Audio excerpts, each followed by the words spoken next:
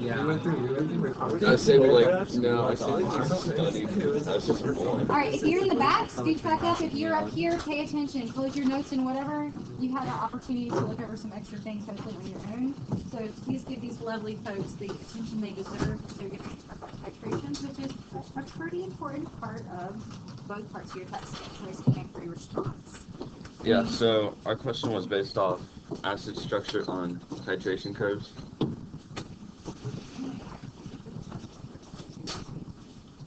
So our big question was, how does the structure of an acid affect the shape of a titration curve?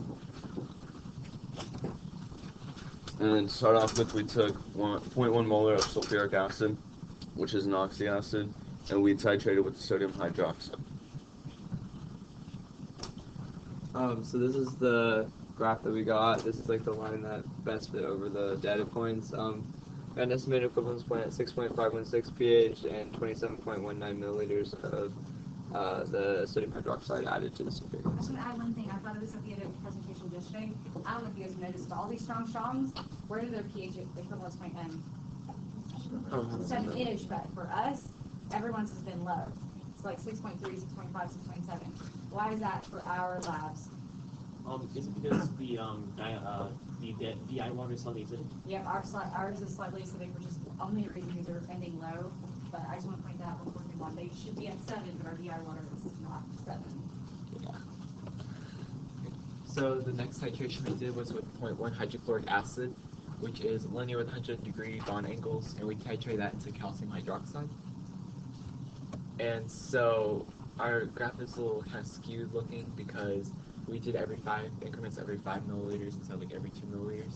But you can see how it started up high with the calcium hydroxide, but then immediately went down towards around a pH around up to the hydrochloric. Okay, so the big answer that we found was we had to do a little research into what oxyacids versus binary acids and how they affected. So basically the difference between the two is binary acids, it has a structure of HA, and the bond and the strength of the acid is determined by the bond strength between the H and A. Oxyacids, on the other hand, have like HOA is their like general structure that we would call them, and the strength of that acid is determined by the electronegativity of the central ion and the number of oxygen atoms. So like sulfur has high electronegativity and a lot of oxygens in it for sulfuric acid, so it's a strong acid. Then once the H is dropped off, then the bond between the O's and H's becomes stronger, so the H doesn't want to drop off again. So that will be like how the effect of the titration works on like diprotic acids and oxyacids. So I like the word you said there, as you drop off H's, the overall charge on the higher poly becomes more negative, which negatives and positives attract. That's another reason why the H of the second deprotonation is not going to happen.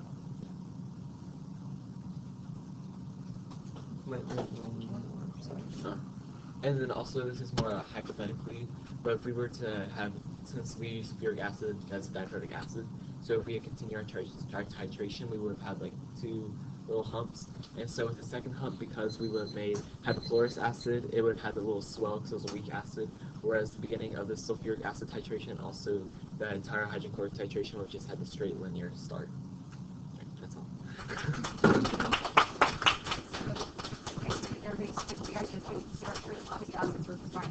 So understand what's going to control strength with an oxyacid. The amount of oxygens. More oxygens, more clumped the electrons are. This little loose H is hanging off. If the electrons are pushed to one side, electron density is basically localized, the H pops off quite easily. But as you lose oxygens, your electrons kind of disperse. They become more dispersed. All right, change group.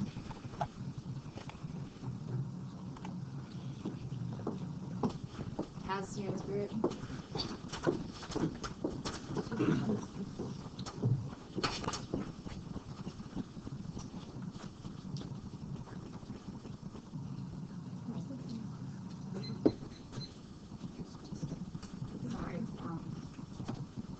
So our question was, how can a pH titration curve be used to help classify the resultant solution at the endpoint as either acidic, basic, or neutral?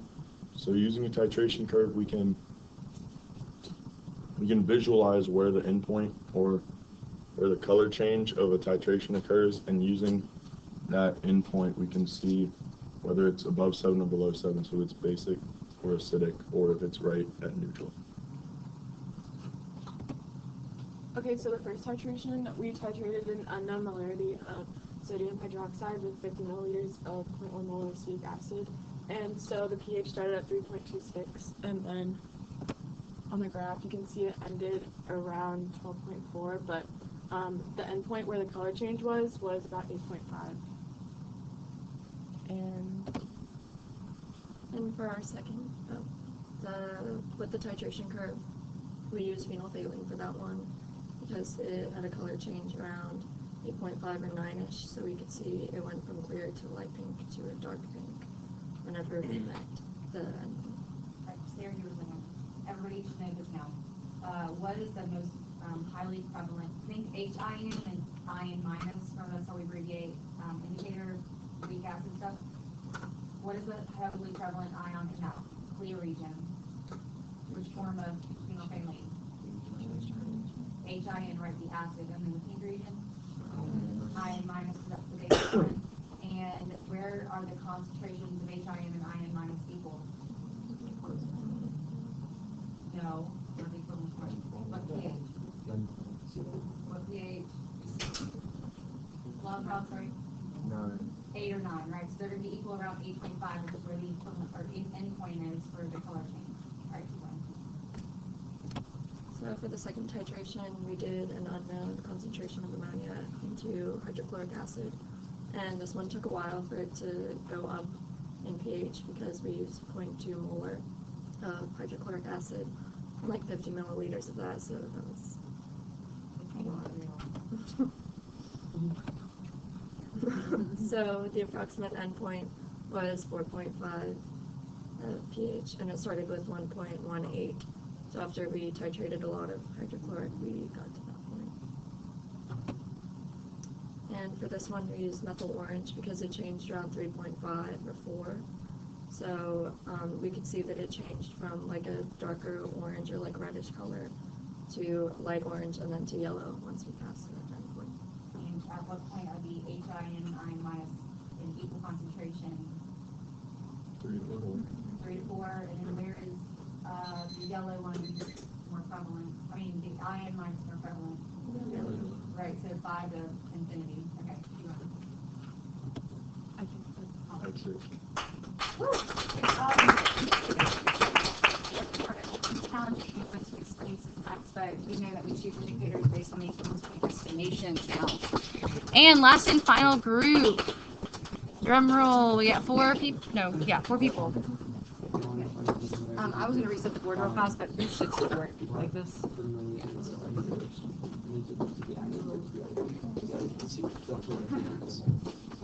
Alright, so this is for the Green Valley one. So opposed to bringing a lot of the questions we've already answered, or the answers we've already tried to determine.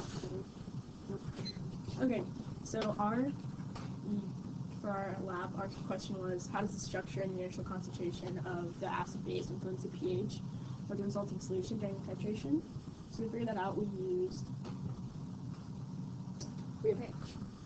For our first one, we had hydrosulfuric, and then we had calcium hydroxide, and this one was our known, and we did that. And then for the second one, we did acetic acid and ammonia, and that one was our known. And so we used 20 milliliters of the unknown in beakers and then diluted it with the DI water, but that doesn't affect your total volume when you calculate it. And so we did that, and then we titrated with the appropriate intervals. This was the graph for our first titration that we did, which is the H2SO4 and the CaOH2. On this one, you can see the pH change made a drastic drop at the beginning. We started off titrating in larger amounts, so we didn't get as specifically as we could. We also calculated the pH at the equivalence point, which is approximately 7.31, at about 2.5 milliliters, which is our best guess for where it would be. We also found the half equivalence point and the pKa and the Ka. There cannot be a Ka or a pKa here. Why? Because there's no buffer region. And it's strong, so we don't publish those values. We'll come back to that. So those last 2 pieces are not really needed. And then for our second curve, it's worked out a lot better than our first one. It's a lot more clean. So our initial pH of the ammonia was 11.12, and after titrating in 34 milliliters of acetic acid, we got to our equivalence point. It was what? Yeah. Then we found the Kb, and it was 2.98 times 10 to the negative fifth, and at the half equivalent point, the POH was 4.4. You guys go back real fast. I just want to point out something special here. I just now realized it. They did acetic acid and ammonia, right? You guys remember anything about their Ka and Kb values? They're the same, right? So they made a salt ammonium acetate with the same Ka for the conjugate acid as the Kb for the conjugate base, which normally we just do, that's a salt, right? Normally we're like, oh, this is basic or neutral. Well, this one is supposedly neutral, basically at pH 7. So for our calculations, so basically our first one had 100% because it was strong, but the second one is a weak acid and a strong base, and I took like the initial pH and then took it to POH and then took the Kb, and then we set up like a rice table to find the X, which was that number, and then you do that over your initial times 100 to get your percent ionization, which was 11.48%. For the calculations, we just used stoic, comparing like the molar ratio between the hydronium ions and the hydroxide ions, and we determined that the molarity for calcium hydroxide was 0.125 and for ammonia was 0.17, which I think are higher than what it should be. But yeah. Oh, 0.2. And for the CaOH, that like made sense for why our equivalence point got reached so quickly, because its molarity is relatively low compared to hydrosulfuric. And then in terms of the structure, since that's like our big question, the more oxygen molecules, this is kind of like JG was saying, but the more oxygen molecules correlates to H plus popping off easier, so it makes stronger acids because they can dissociate more in water. And the larger the molecule, the farther the H plus is from the lone pair, so there's less of an attraction. That's like the atomic radius trend.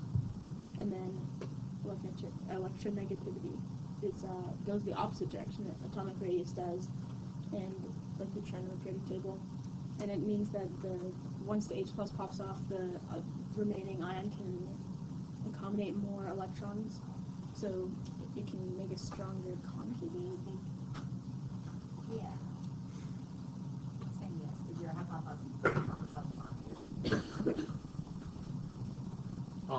we had an error with our pH probe, like mostly everyone else did. The problem is, whenever we actually wrote down our data and we did our calculations, we didn't take that into account. We never adjusted our values, so our graph and our data is a little bit off.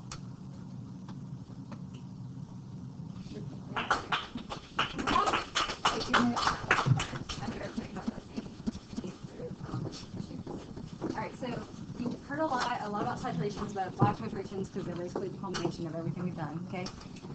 I'm going to say, okay, so it's 7:30. I wanted to get you started by 7:50, so that we have a little buffer time, like we're on pass out papers. So you have 20 minutes to personally study, look over, talk.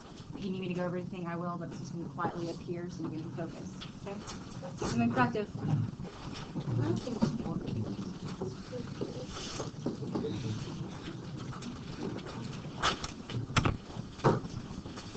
Just need to look over a couple things. If you want to look over things on my website, grab a computer, but do something productive.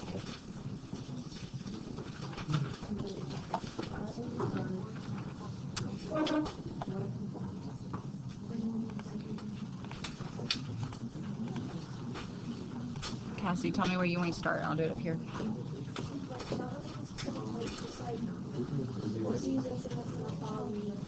What to do? I'm gonna probably ask you versus just work on it instead of actually pop.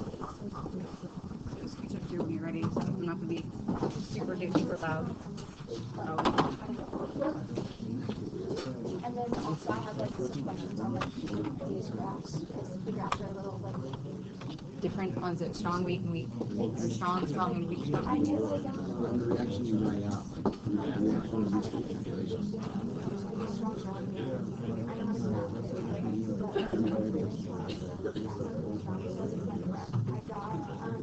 Well, like, you can calculate it.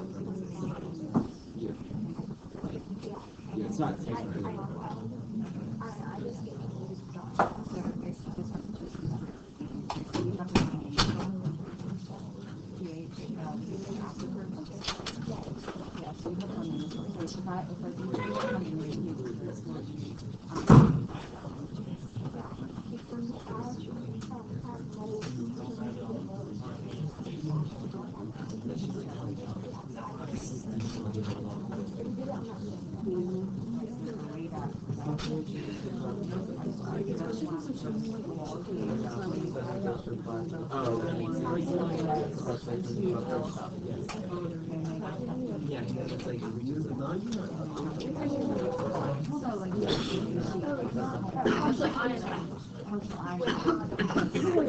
So that would be HCl plus water.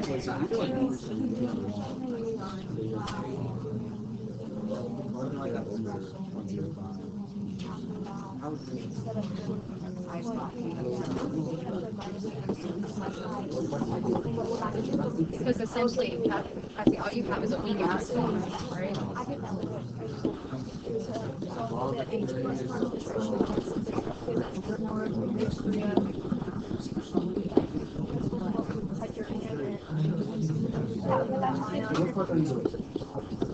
This is just Yeah, like I'm just asking what to do. So once you find the initial pH, that's 1 point on your graph, right? Because you need at least 3 or 4 points on the graph to make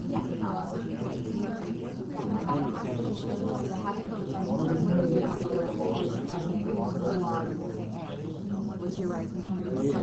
You'll get you'll end up with a point here, and then your half equivalence point is going to be here someplace. The equivalence point though is a special part. You don't do ice, you don't do rice.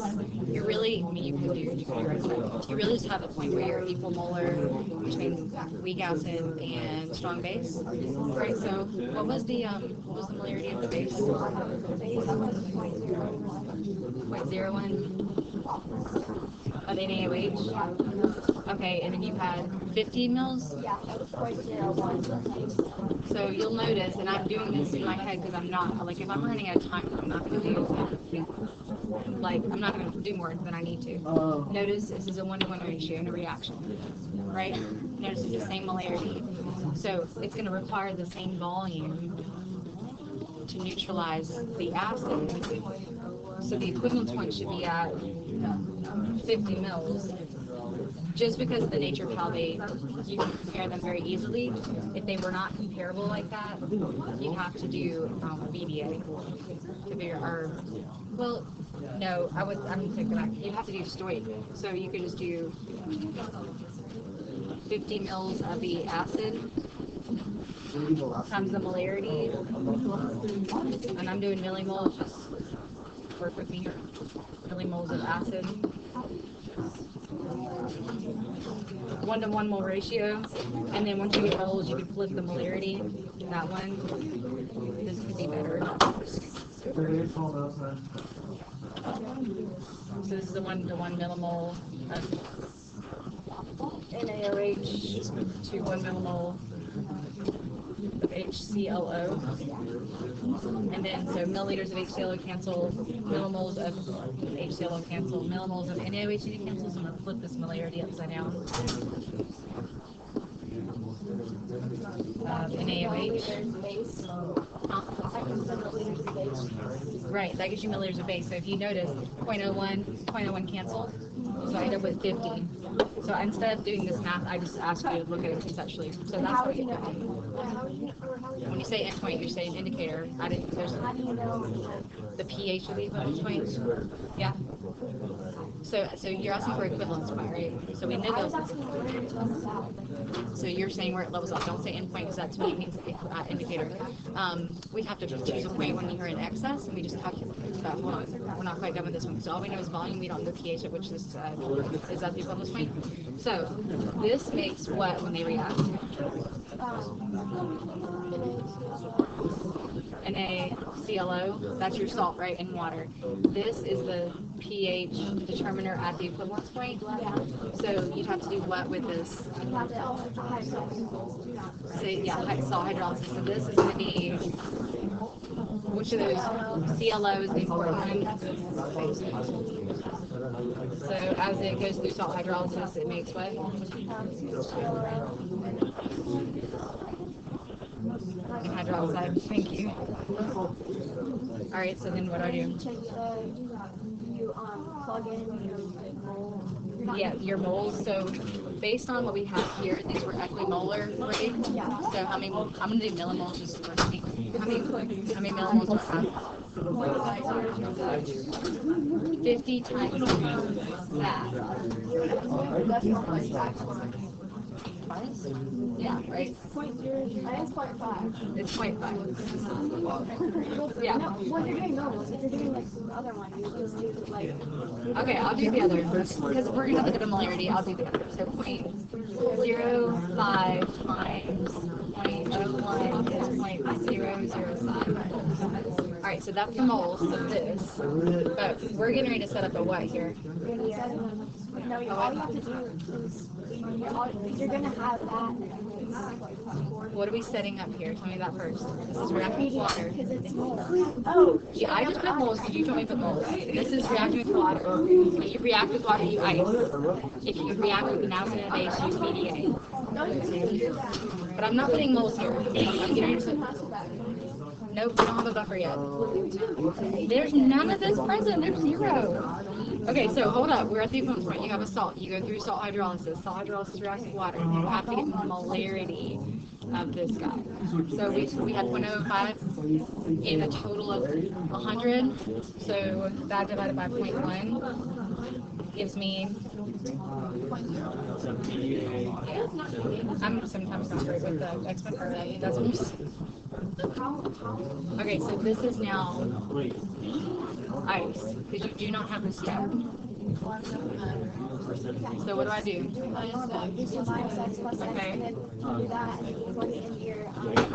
Okay. I would say you plug it in. Tell me how you would know, Ka or Kb. Well, you know it's Kb because it's one So I'd have to, I told you earlier. This Ka was given to you at the very beginning of this problem. I don't know what exactly it is. 3 times 10 to the negative fifth. So then if that's the Ka of this acid, you find the Kb from that, right? So you'd set this up as Kb equals x squared over 0.05. Because it's you have to modify because the ion is behaving as a base. You must modify the K. And from that, you can get your OH minus concentration and you create the pH and all that. So equivalence point is the worst because you have to think about how many moles are made, get it in the correct volume, get to molarity, salt hydrolysis that thing with the right K, figure out what X is. And that's the pH at the And then I get confused on when to do total volume and when not to do total volume. You only do total volume at the equivalence point for a salt, like for what we just did. So only salt at the equivalence point. Because basically the salt has now been dissolved in a greater volume, meaning its molarity is lowered. if you're like reacting with the ring, so like it always says hydroxide or something. Would you put that in the volume just Are we talking about at any point in the time? this is like not even like hard circulation, like not even having Oh, okay, so you have like excess one. okay, well, so it's still actually we do have a weak acid and base reacting, and one of them is an excess. Maybe you have a weak acid. We do an ice again just with that there, but don't worry about that one. We don't do weak because of that complexity. So when are the ones where it's like it says only to do water and then isn't that when you have a weak acid matrix? Is it normally? I think I know how much You have a conjugate and it's so it's usually like if I said, oh, you had 100 mils of 0.5 molar hypochlorous acid, and you add sodium hypochlorite to it. How do I find the pH of this? do water hydrolysis and that makes your conjugate base that one would come off and then it would make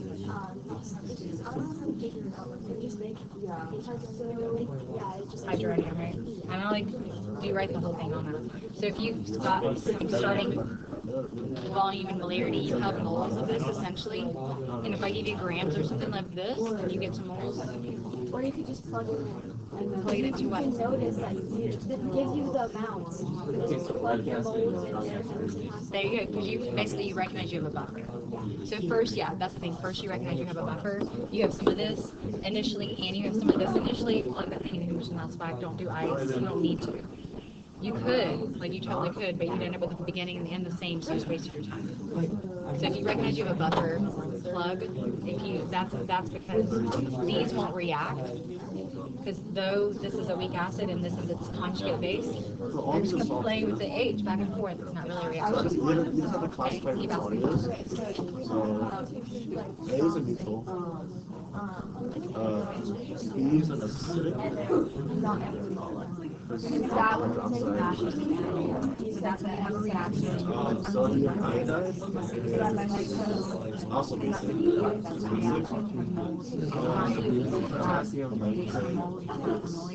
Also neutral. So what do you do with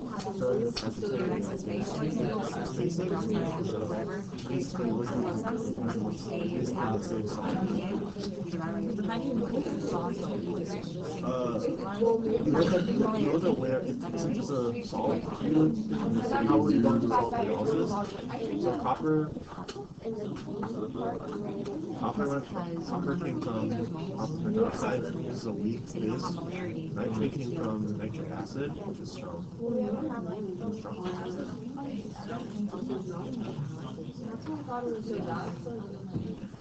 So you have like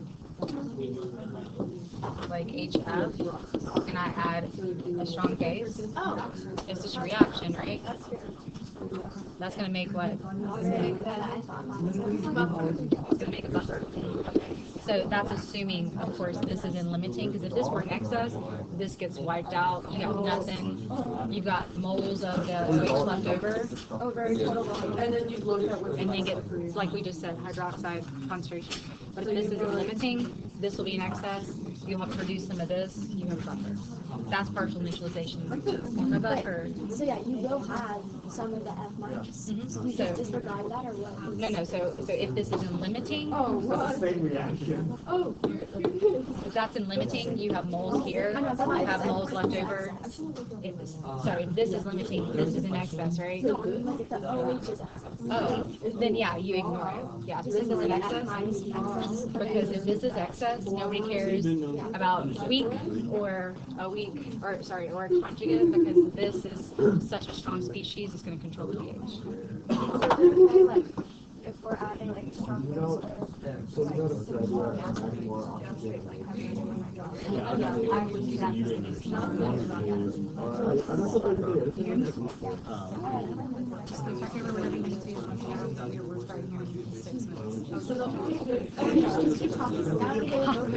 Come and talk to me. If you have your hand up, I'm not moving. You come to me because I'm explaining on the board mostly. Talk to me.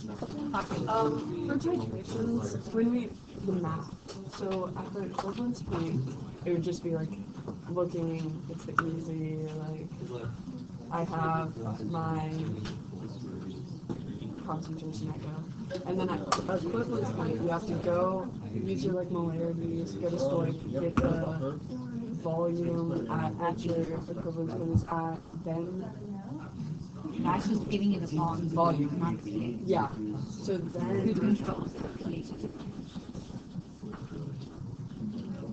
If it's a whatever the it's a- conjugate is, yeah. controls it. So the salt, right, when you take from the salt, which is the stronger conjugate, you move on to how? The pH of the salt. Okay, hydrolysis, so you're setting up ice, you're using A or B based on how the ions behave. Okay, and then I get the ice. So then past that, do I use Afterwards, Yeah. because you have so, like, let's say you have base in excess, you've wiped out your weak acid that you're titrating, you have base in excess, and you can see how much of it's in excess, you get to the A of BDA, and that moles excess OH divided by the total volume used for the whole plate.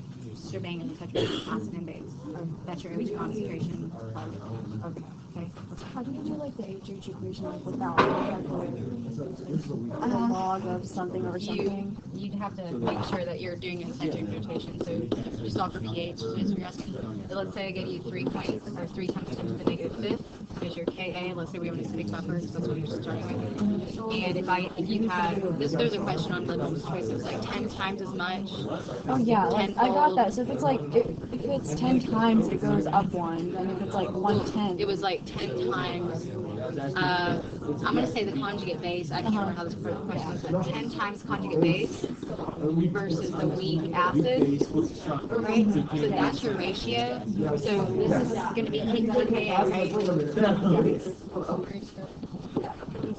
And then this is going to be the ratio, which will be whatever was. 10 over 1 is conjugate over weak. Well, and make that, actually, that question was the other way. I'm going to show it to you the way it was asked. This is weak acid, and this is conjugate base. And this is what? 110. So then, I can't work with fractions very well, but I can work with exponents and make that scientific. Oh, 0.1 times, it's just 0.1, right? So it's 0.1 to make that scientific. Oh, 1 times 10 to the negative. Negative first, right? Okay, so what's the approximate for this? 5. Not quite 5. I mean, less than 5, sorry. 4.5. Okay, I'll go 4.5. It's more, since that's kind of small, so that's going to be 8.6, 7, or 8, something like that. And then this is going to be what? So you know the log, the negative log is controlled by the exponent. So the maximum this will be is 5, but this makes it a little bit. So it's between 4 and 5. But since that's a lower concentration, it's going to be closer to the 5 region because 5 is less acidic. So I'm going to say 4.8. Okay. I'm just saying I don't know how to, what log really is. Like, I don't. Well, so log is base 10, right? And that's why we only look at the 10's exponent. Okay, so if log is base 10 and you have a negative 1 here, since this is a negative log, that's why we get rid of this negative because it's inversely related. But there is no negative here. So we legit take the whole exponent, the whole thing, because there's no negative up front to offset this negative here. So it's 3.8.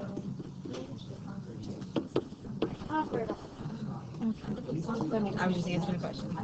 Okay, but you could do it. It's just not easy. For the question where it's like a weak base is titrated with a strong acid, the pH drops lower than that more rapidly because you have a weak base with strong acid, so the base is going to get As the strong acid is added to the base, It's actually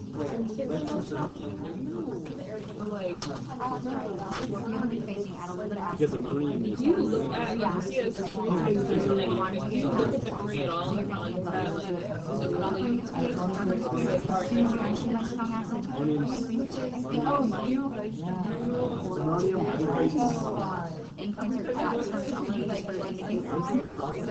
so it's in between top we want them to be very close in selecting an indicator, but the equivalence point is a specific definition. It's like moles of acid equals moles of base. That's the halfway down the vertical section. Endpoint can be anywhere. If you choose a crappy indicator, it could be up here, it could be down here.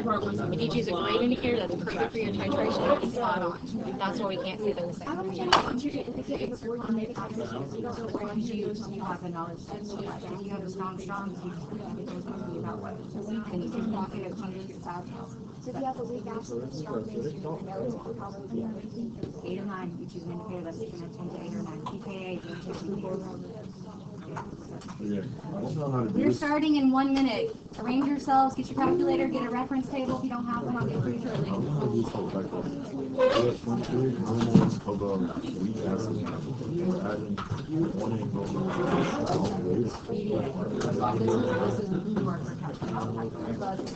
No, but I'm saying like you estimate that at like 4.8 or whatever. But I don't know just estimating how to tell if it goes to 5 or 6. I bet it's 6 because it's a strong base. 0.18 of that. You have a little more weak acid side. You have some experience acid. So you have a solution. You have what, 0.1 weak acid and the conjugate So base. this would be whatever that was, 1.8. Yeah. So would you say it was about 4.8 Yeah. for the pKa? You'd add log of. Be 0.1 over 0.1. No. You'd add 0.18 to the other side. So the acetate would be 0.18. 0.18 over 0.1. That would be a hard estimation on no calculator, but it's high to log larger than 1, log of larger than 1, so like log of something greater than 1 is a negative number. Yeah. What's the answer for this one? It's 5. But I don't know how to tell if it goes past 5 to 6. Or is it 5? Like I said, this would not be a no calculator option. Basically, you have more of a conjugate base, so it's going to be more basic than that. Okay. Now, about how much more Like basic? the strong acid, I thought I'd bring it up.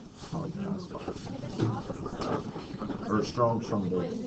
Yeah, that's what I'm saying. It's going to be more basic than that. Like I said, I don't know if it's 5 or 6, though. I'd have to run that.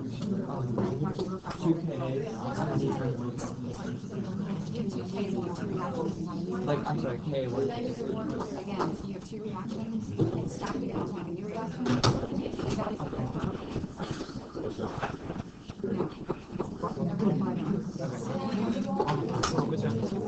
I'll get you in a second.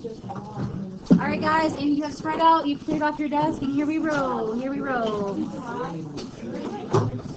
I'll get it for you in a second. Yeah.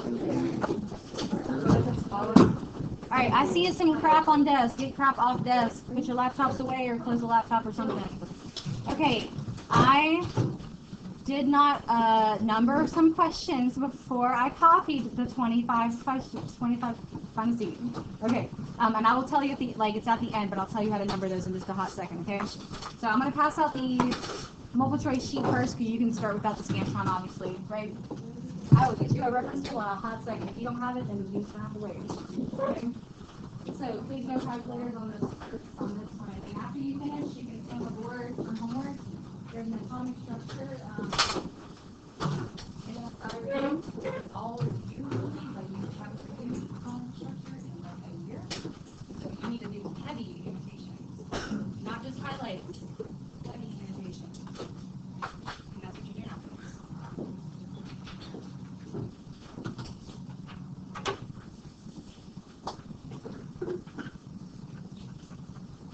I'll get you a scan time just for a moment.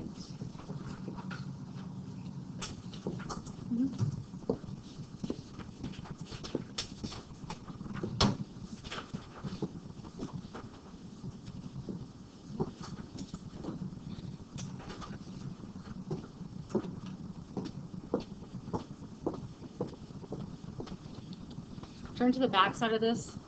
Do you see where it says for questions 20, or use the following for questions 27 through 31 in the very back page? Yes?